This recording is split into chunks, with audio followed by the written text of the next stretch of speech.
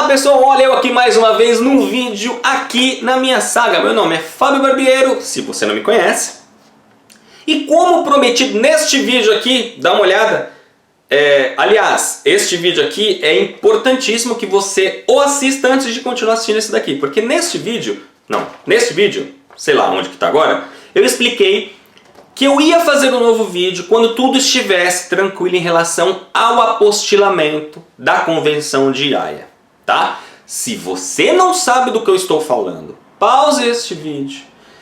Eu vou deixar dois vídeos aqui neste canal. O primeiro é quando eu falei sobre as mudanças, sobre o que ia acontecer. E este segundo eu fiz no dia seguinte que saiu o apostilamento, que foi no dia 15 de agosto de 2016, tá bom? Bom, então aqui está ela.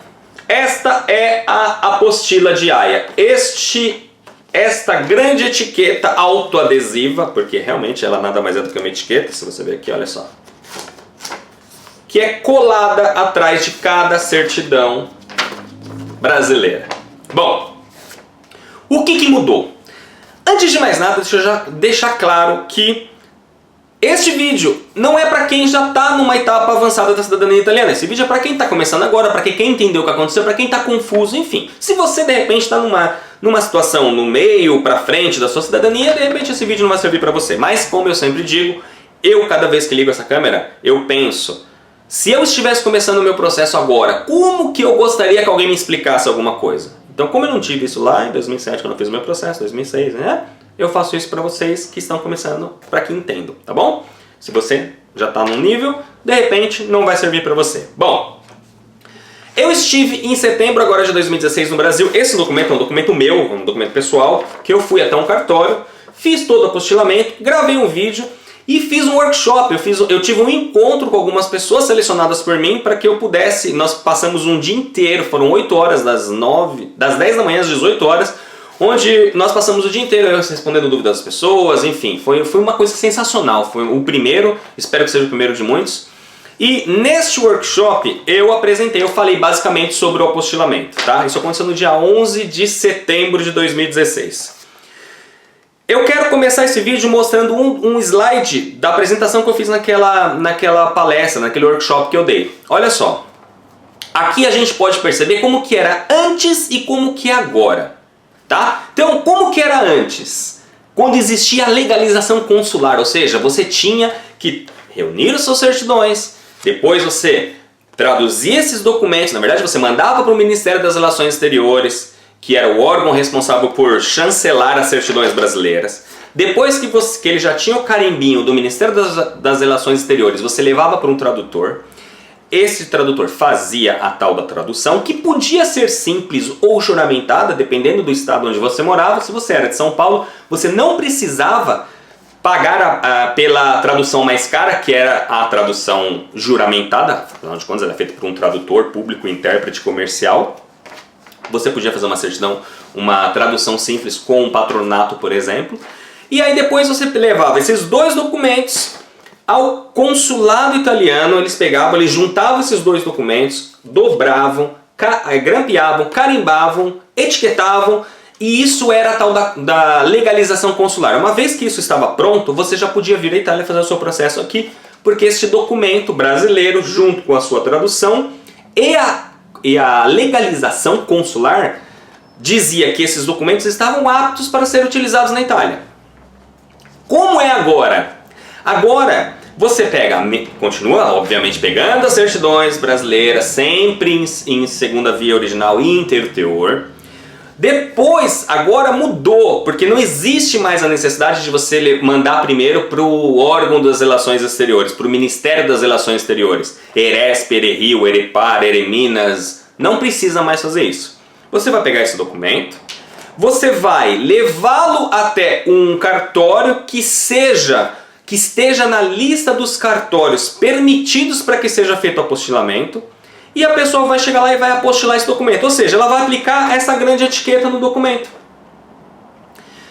Uma vez que esse documento está apostilado, você vai mandar para tradução, o que agora obrigatoriamente tem que ser uma tradução juramentada, tá? Não pode ser mais certidões simples, porque a Convenção de Haia determina que os documentos, para que eles possam ser utilizados no exterior, eles precisam ter a sua respectiva tradução juramentada, feita por um intérprete comercial, público comercial. E aí você, depois, uma outra coisa que mudou. Quando você estiver com a efetiva tradução em mãos, a tradução também tem que receber uma etiqueta dessa. E aí, ou seja, antes era de uma forma e agora é de uma outra completamente diferente. Basicamente a única coisa que se mantém da primeira é que no começo você precisa pegar os documentos no cartório.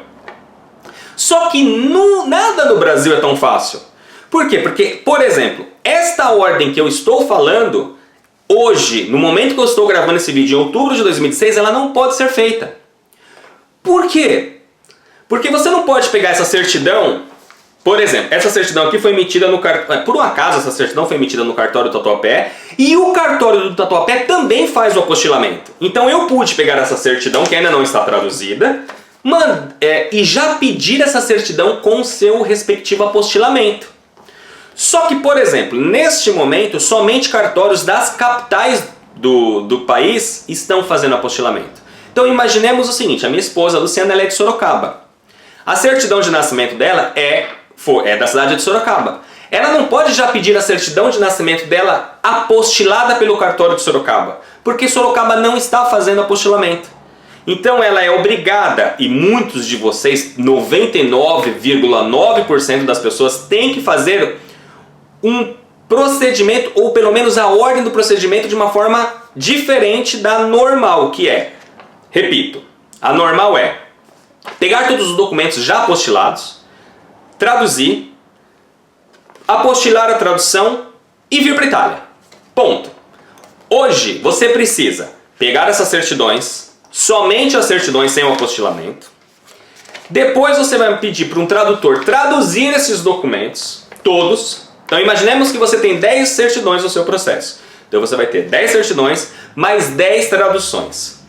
Aí sim você vai juntar esse calhamaço de coisas, vai procurar um dos cartórios que possam fazer o apostilamento neste momento e que tenham este papel aqui, essa etiqueta.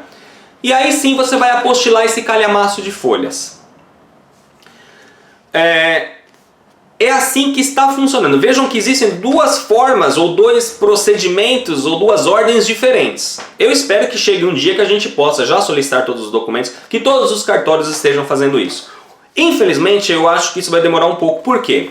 Porque ao contrário de todos os outros países no mundo, o Brasil foi o único que inventou este procedimento aqui.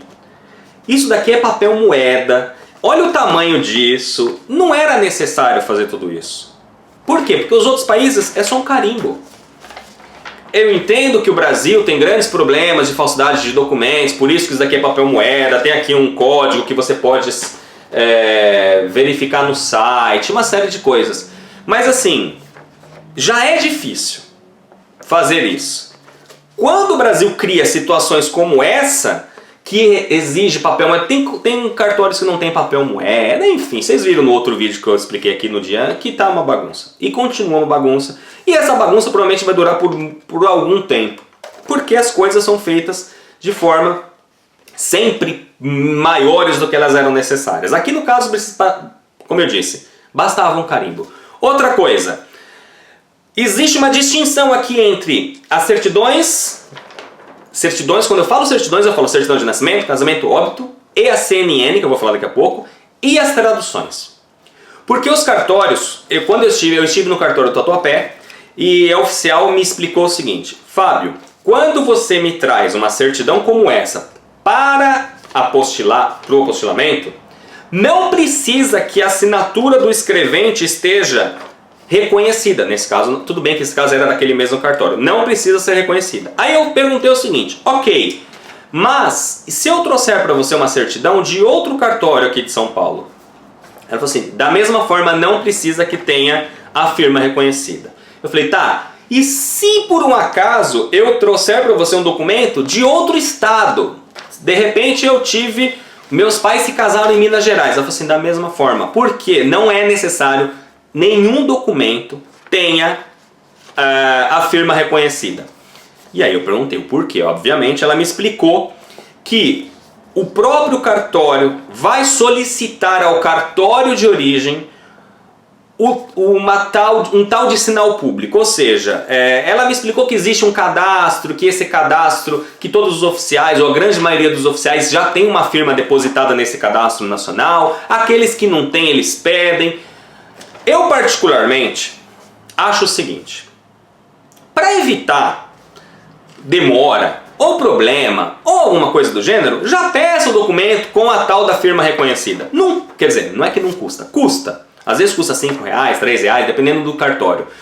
Mas eu estou transmitindo as informações oficiais que um oficial de cartório, que por um acaso era a responsável pelo apostilamento daquele cartório da Taupe, me disse que isso não era necessário, tá bom? Então, não precisa. Por outro lado, ela me explicou que todo documento que não sejam as certidões emitidas por um escrevente público, etc, etc, estes documentos precisam sim ter a firma reconhecida, como é o caso das traduções. Embora eu ache estranho que o tradutor ele tem o nome de intérprete público, mas não importa, o tradutor precisa ter a firma reconhecida. Claro que ela me explicou que se você naquele cartório, aquele tradutor já tem a firma depositada ali, não vai precisar, eles mesmos vão checar ali naquele mesmo cartório se ele tem a firma depositada. Se ele tem a firma depositada, não é que precisa fazer um reconhecimento da firma. Porém, neste caso, vindo de outros cartórios ou de outras regiões, é necessário o reconhecimento que a tradução tenha o reconhecimento da firma do tradutor. O mesmo vale para documentos acadêmicos, porque um reitor ou um diretor de escola ele não é funcionário público, por isso ele vai precisar ter a sua firma reconhecida. Os únicos documentos que, segundo ela, não precisa são as certidões civis, nascimento, casamento, óbito e a CNN. Aqui eu quero falar sobre a CNN. A CNN, ela tem que passar pelo mesmo tratamento que as certidões de nascimento, casamento e óbito. Muita gente se confunde achando que não é necessário. E a CNN precisa ser traduzida e a CNN precisa sim ser levada até o cartório e ser apostilada. Uma outra informação que ela me passou é que não é necessário levar a outra folha, porque quando a gente pede a CNN, você sabe, se você já acompanha o blog há algum tempo, que você pede a CNN e depois você faz a autenticação no próprio site do Ministério da Justiça. Ela diz que não precisa nem levar essa autenticação, porque eles mesmos vão entrar no site e vão verificar se esse documento é verdadeiro, foi emitido por lá mesmo. Eu continuo recomendando que é melhor pecar pelo excesso do que pela falta. Então leve sim a autenticação, porque nunca se sabe. Aquela oficial é uma oficial sensacional, excelente, foi extremamente competente. De repente tem cartórios cujo oficial ainda não está muito antenado em relação às coisas e pode ser que ele te peça. Nunca esteja desprevenido, sempre tenha documentos a mais. Se por um acaso o oficial fala, mas eu preciso da autenticação do CNN, tá aqui. Mas esses documentos não têm a firma reconhecida. Estão todos com a firma reconhecida. Peque pelo excesso. É melhor pecar pelo excesso do que pela falta. Sempre, tá bom? Bom, e uma outra coisa. A CNN, neste workshop que eu fiz em São Paulo, dia 11 de setembro, algumas pessoas me disseram que levaram a CNN já emitida há mais ou menos 90 dias e o oficial não conseguiu fazer no site a checagem dela.